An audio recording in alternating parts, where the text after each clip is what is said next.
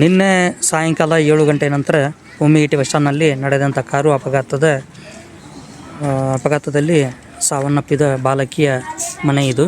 So ಆ ಬಾಲಕಿಯ family members ಕೂಡ ಇವರು. ಬರ್ರಿ ಇವ್ರ ಹತ್ರ ಮಾತಾಡೋಣ. ಸರ್ ನಮಸ್ಕಾರ.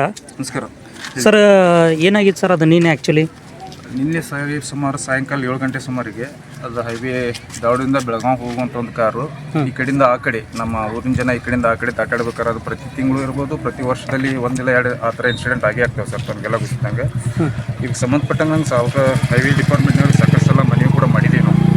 ಆದಾಗ್ಯೂ ಕೂಡ ಅದಕ್ಕೆ ಶಾಶ್ವತವಾಗಿ ಪರಿಹಾರ ಸಿಕ್ಕಿಲ್ಲ. ಇದು ನಿರಂತರವಾದ ಸಮಸ್ಯೆ ಆಗಿದೆ.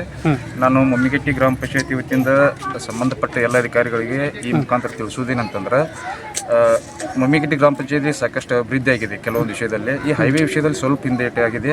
ಅಲ್ಲಿ ಅವರು ಆಲ್ರೆಡಿ ಒಂದು ಬ್ರಿಡ್ಜ್ನ ಮಾಡಿಕೊಟ್ಟಿದ್ದಾರೆ, ಬಟ್ ಅದು ಜನರಿಗೆ ಅಷ್ಟು ಅನುಕೂಲ ಆಗಿಲ್ಲ.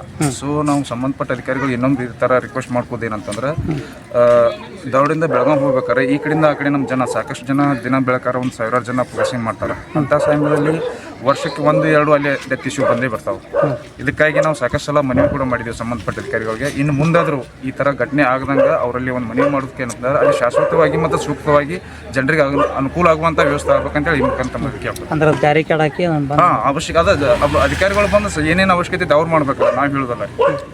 ಯಾಕಂದ್ರೆ ನಾವು ಈ ಥರ ಮಾಡೋ ಆ ಥರ ಮಾಡೋದು ಜನರನ್ನ ಸಾಕಷ್ಟು ಪ್ರಶ್ನೆ ಮಾಡ್ತಾರೆ. ಅವರು ಅಧಿಕಾರಿಗಳಾಗಿ ತಾವು ಖುದ್ದು ಭೇಟಿ ನೀಡಿ ಅಲ್ಲಿ ಜನರಿಗೆ ಏನು ಅವಶ್ಯಕತೆ ಅದನ್ನು ಮಾಡಿಕೊಡ್ಬೇಕು. ಇನ್ನೊಮ್ಮೆ ಈ ಥರ ಅನಾಹುತಗಳು ನಡಿಬಾರ್ದಂಗೆ ನೋಡ್ಕೋಬೇಕಂತ ಈ ಮುಖಾಂತರ ಅವ್ರಿಗೆ ತಿಳಿಸ್ಲಿಕ್ಕೆ ಬಯಸ್ತಾರೆ. ಓಕೆ.